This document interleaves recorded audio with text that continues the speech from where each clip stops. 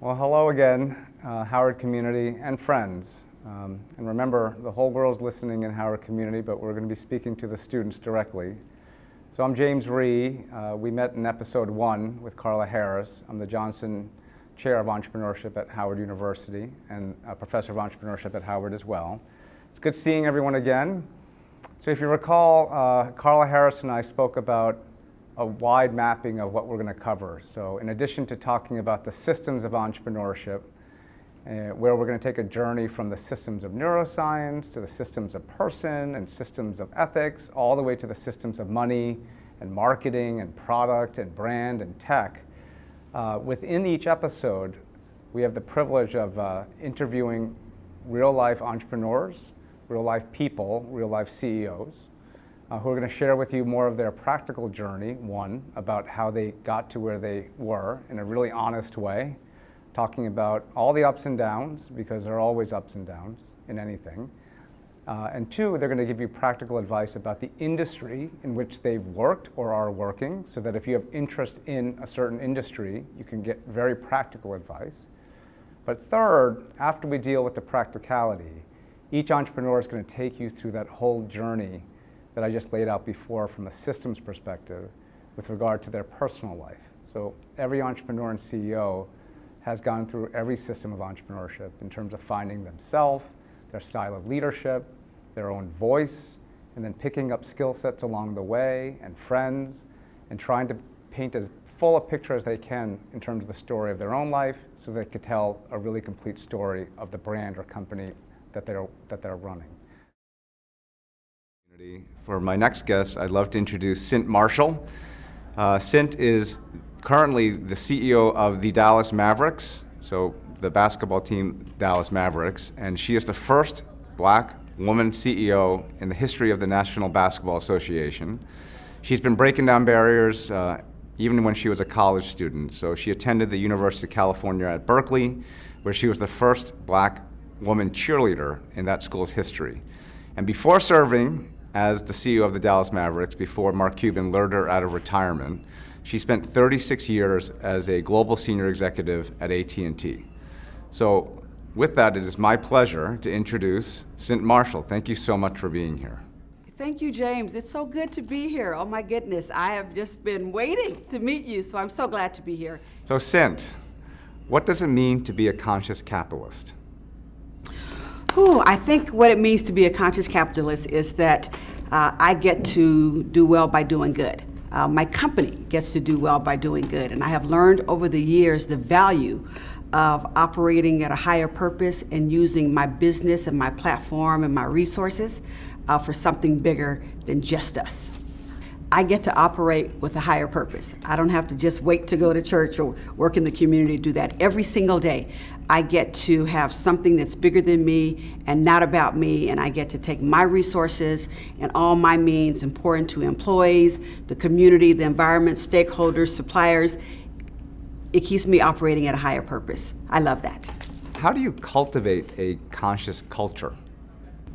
It was a recipe, and really it is a conscious culture recipe. And it started with a vision that said we would set the MBA standard for diversity and inclusion, because I know the business case for having a diverse and inclusive and equitable environment. A set of values that spells crafts, character. At the beginning of it was character, respect, authenticity, fairness, teamwork, and safety. We put together a 100-day plan. I met one-on-one with every single person because it's about the employees and not just me or the leadership team. And then I put together a diverse leadership team. Can you please share with the students of Howard, how did you transform the culture of the Dallas Mavericks? I think the transformation starts with understanding what your real purpose is. And my purpose for that time, literally for such a time as this, was to take a toxic culture and create a great place to work. And I did it by talking to every single employee, by understanding our customers, by understanding the environment that we were working in, by understanding the suppliers. So just that whole ecosystem, understanding who they are, what do they need from us, how can we actually serve them. So I brought a service mentality. I am going to serve these people. And I tried to role model. I tried to role model what character looks like.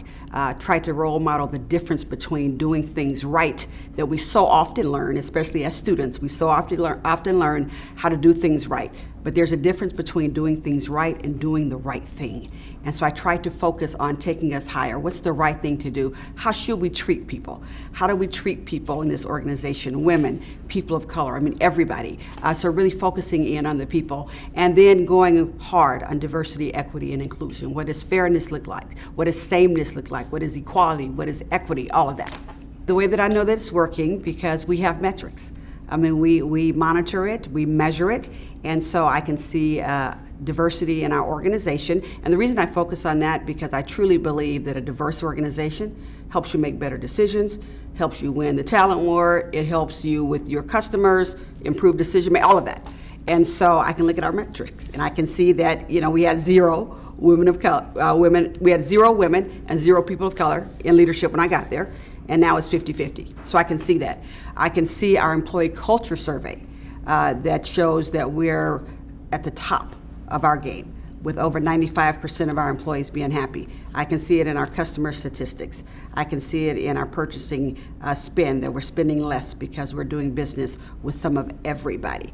So we measure it. Can you please talk about the importance of bringing your authentic self to work each and every day? Well, authenticity is actually one of our values at the Dallas Mavericks. We tell people our hashtag is do you. And we want you to do you, nobody else. It is exhausting being somebody else. It is exhausting having multiple personalities. And if you want to bring energy to the office, you've got to focus on your job and not focus on being somebody else and playing the game. When I hire people, I want that person who I hired, that person who gets up out of bed in the morning to walk into my workplace, because they're going to bring their own ideas, a unique perspective. I'm not hiring them to get up and go into a phone booth and put a big cape on with an M on their chest for Mavs, and we all come in as Mav superheroes all the same. I want that person who got up out of bed in the morning. And so what I want these students to know is you bring something very special, something that is unique, something that nobody else can bring. That's the authentic you. That's what is being hired, and that's what, as an employer, that's what I want to walk into my workplace. Keep your energy for the work and not for trying to be somebody else. So, what should I be teaching the students at Howard? Here's what I'd like for them to know. There is value in all of us, and that they bring something very special, and they need to bring it to other people. So to start really with the mindset, once you kind of get out of school, with a we over me mindset. And I always say this during commencement speeches, I said, today is about you. It's all about you. Your whole life, people have poured into you. That's how you got to this point. But when you wake up in the morning following graduation day, I want you to pick something that's bigger than you and not about you. And take everything you've learned, everything that's in you, and go and operate in a higher purpose, bigger than you and not about you. Find that thing, because that will help you have passion every day and purpose in life. It's been incredible meeting you. I just want to thank you again for everything you've done, and thank you for being so generous with your time here in Austin, and best of luck with the kickoff of the NBA season, and we'll all be rooting for you and the Dallas Mavericks. Thank you so much. I'm so glad to be here and so happy to have a chance to just pour into these wonderful, wonderful students. For our next guest, I'd love to introduce Hattie Hill. Hattie is the president and CEO of the T.D. Jakes Foundation, and she's also a fellow board member of Conscious Capitalism with me. And for the last 30 years, she's been influencing corporate policy with her incredible efforts in the diversity, equity, and inclusion space, but also in the gender equity space. And so with that, I would love to introduce my good friend and fellow board member of Conscious Capitalism, Hattie Hill. Hattie, it's great to have you here. Thank you so much for being here with us. I'm excited to be here. I'm excited about the work that you're doing. It's truly going to make a difference, especially for the students at Howard. Hattie, why are you a conscious capitalist? You know, I grew up extremely poor.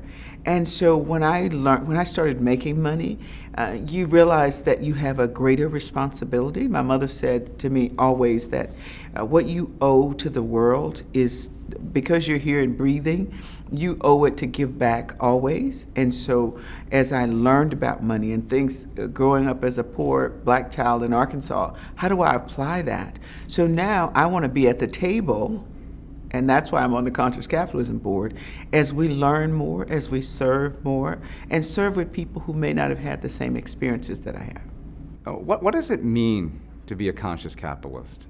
Conscious capitalism for me is to really understand the system of money, but to apply that system with a higher purpose. It's just not about me buying things, but it's about me making a difference.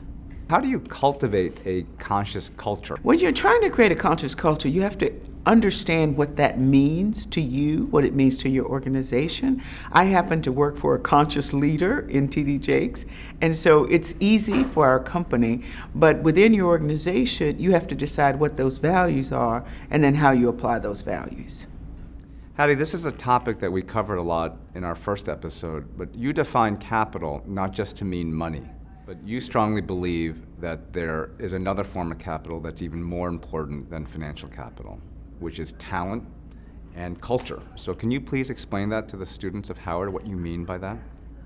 So talent, culture, and capital, all of those things are so critical in the business environment today. So capital, that's the money. But the other big piece of capital right now, and it's impacting our country and our world, is the talent to help make that capital. So good talent, I was talking to a CEO the other day and he said, our business is in jeopardy because they can't find the talent. And the talent also drives the culture. So the culture of the people is so important, because if they're not there, if they're not in a good culture, if they don't like it, then you're not getting your capital. So it truly is those three things working together. And this is exciting because we should appreciate all three. Can you talk about the importance of financial literacy, and more specifically, how do we best teach young people about money and financial literacy? Financial literacy is a huge component for us at the TD Jakes Foundation. We spend a lot of time educating, especially our young people, people of color. If you don't understand the system of money, because it really is a system, then you start making it and you spend it, and you never really get involved in the system. So we have to educate young people on some of the basics, your credit score, how to manage a credit card, how to manage a bank account, what to do when you start making X amount of money, what do you do with the rules of law, taxes, all of those things are so important. And I would say to young people now, as you start moving through your college career and moving out of college into your first role, the greatest lesson you can learn is financial literacy. I'm going to be spending a fair bit of time at Howard, so what should I be teaching the students at Howard University? What I would like African American students at Howard to learn is that this is your time. This is an amazing time in history where you can grow, do, be, anything is available to you. But you have to understand all of those systems that will help get you there. There will be people who will mentor you, who will support you. You want to look around and say, what is there that I want? And then let me find the people to help me achieve that. And I think if they can really get that and that confidence that you can do it, the rest of it will come. Hard work, study hard, but really get focused on what you want to do, because this is the moment. You have to take advantage of it. It's been incredible spending time with you. You're incredible on stage with Cynt. Just want to thank you for agreeing to do this and to help spread the word and to help teach the students of Howard and the rest of the world that's listening in about all the great things that you've done and all the great things that we all can learn from your incredible experience in your life. Thank you so much for being here.